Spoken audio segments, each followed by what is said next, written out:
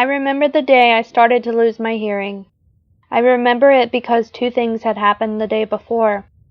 I'd received a particularly painful numbing injection at the dentist office prior to having some work done, and my daughter was raped and left for dead in a dumpster just outside her college campus.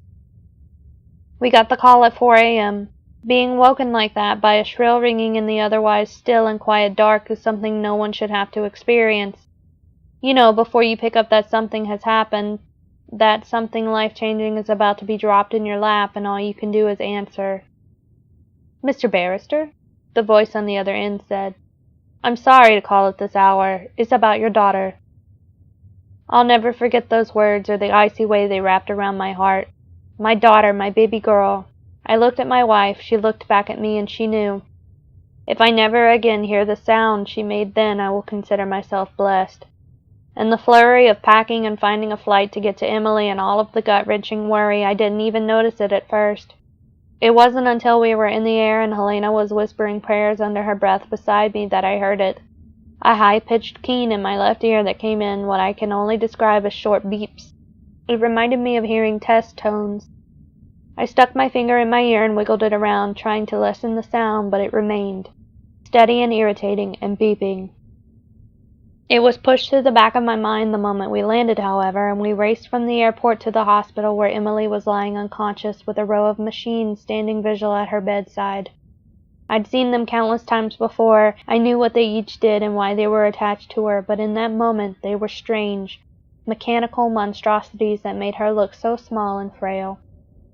As we sat there stroking her hair and telling her how we loved her, I had a flashback to the only other time Emily had ever been in a hospital. She had been 6, maybe 7, and it was bedtime. She wanted to stay up longer, like her older brother, but I told her to stop jumping on her bed and to settle down for sleep. I turned my back for just a minute. I don't even remember why, and she slipped. Blood was pouring out of a nasty gash over her eye where she'd struck the headboard, and she was screaming. After we'd calmed her down and got a look at the wound, we agreed she needed stitches.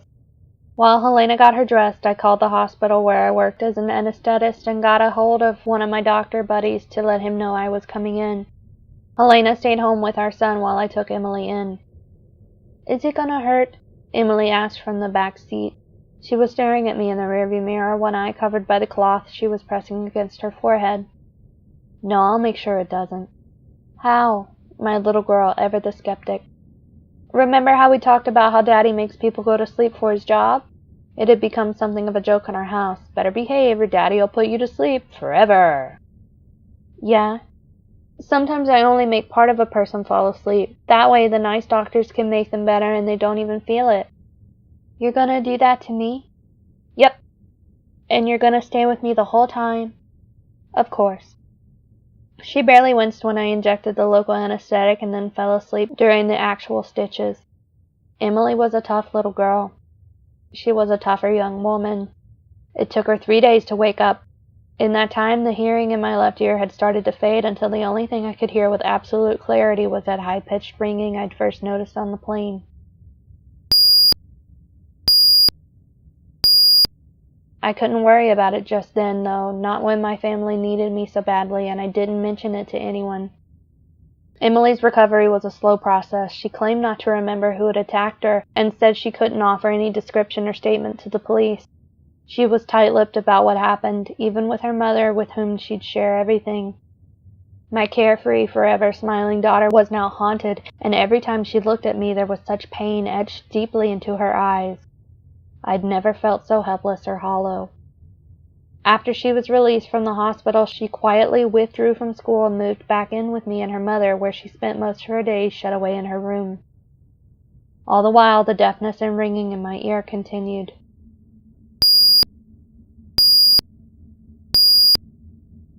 Still, I put off going to get it checked out.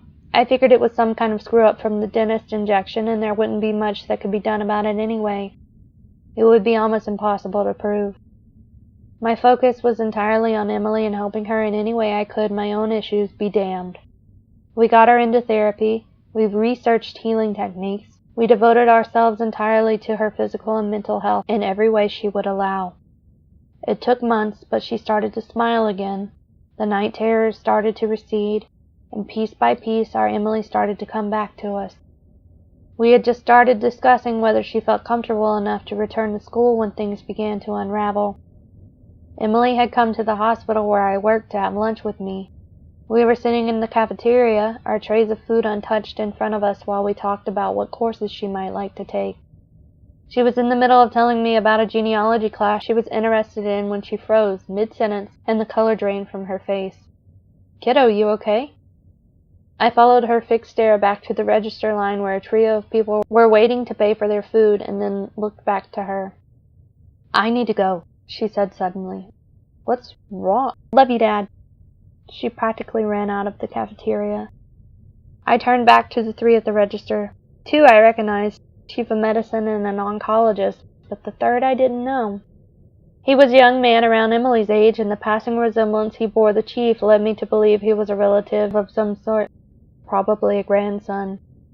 The longer I looked at him, the louder the ringing in my ear became.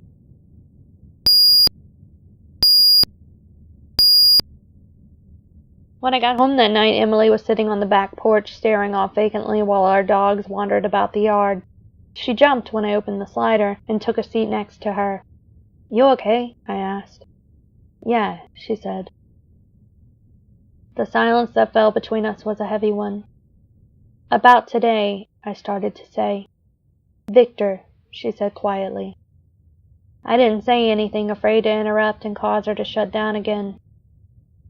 "He goes to the same university. We had a biology class together." Every word sounded like it was being torn forcibly out of her. "We found out we're from the same area, so we talked a few times about classes and how you and his grandpa work for the same place, and then we traded pictures and stuff." And stuff was clearly things that no father ever wants to think of his daughter doing. I just nodded. It was going too fast, though, so I told him I wanted to just be friends again. He didn't like that. He told me if I didn't do what he wanted, he'd share the pictures I sent him. Her voice cracked and she turned away from me. "That's illegal now in a lot of places, though, and I said I'd make sure he got in trouble."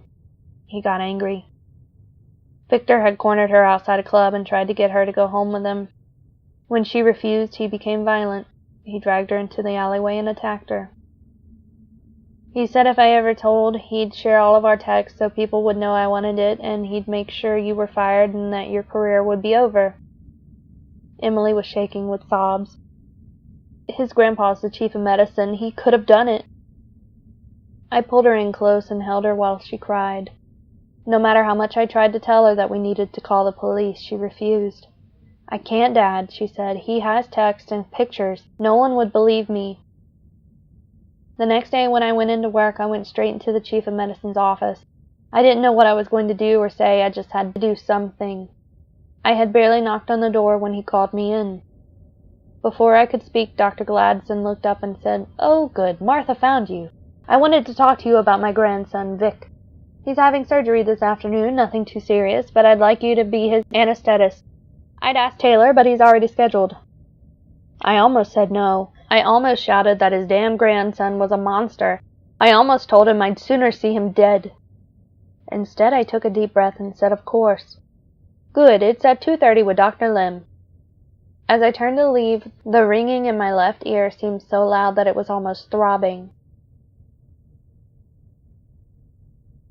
At 2:30, as promised, I was seated at the head of the surgery table behind either screen. Victor, a good-looking kid with a cocksure attitude about him, was lying in front of me. "Hello, Victor," I said. "Hi." He wasn't at all nervous, which told me he didn't know who I was. It didn't surprise me. Not many people bothered to learn the anesthetist's name. "Is this your first surgery?" "Nope." "So you know how anesthesia works. Count back from 10, yeah." "Yes." I made small talk while I sat up, asking him about where he went to school and what he was majoring in. When it came time to put on his mask and count down, I asked him one more question. 10. "I think you might know my daughter." 9. "Yeah?" 8. "Yeah, Emily." 7.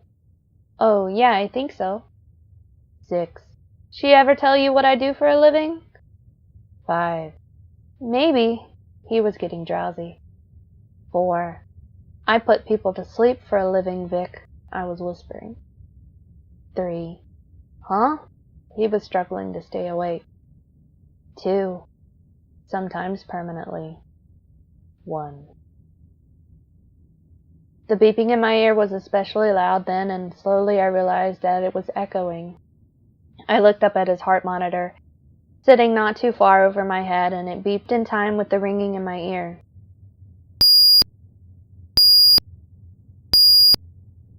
The surgery went well for about 20 minutes until Victor experienced a sudden drop in blood pressure. The shock to his system sent him into a violent seizing fit, and the surgeon was barking orders, demanding this and that to stabilize the boy. But there was nothing that could be done. Anesthesia overdoses can be such terrible, tricky things. As the staff struggled to revive him, and I made a show of doing the same, the steady rhythm of the ringing in my ear changed for the first time.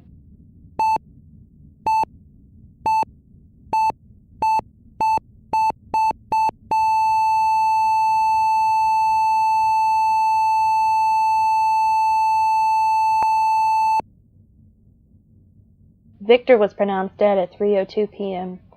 At the same time, the heart monitor was turned off. The ringing in my ear ceased, and sound returned to it in a loud, almost painful burst.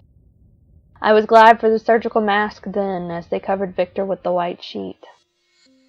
No one could see that I was smiling.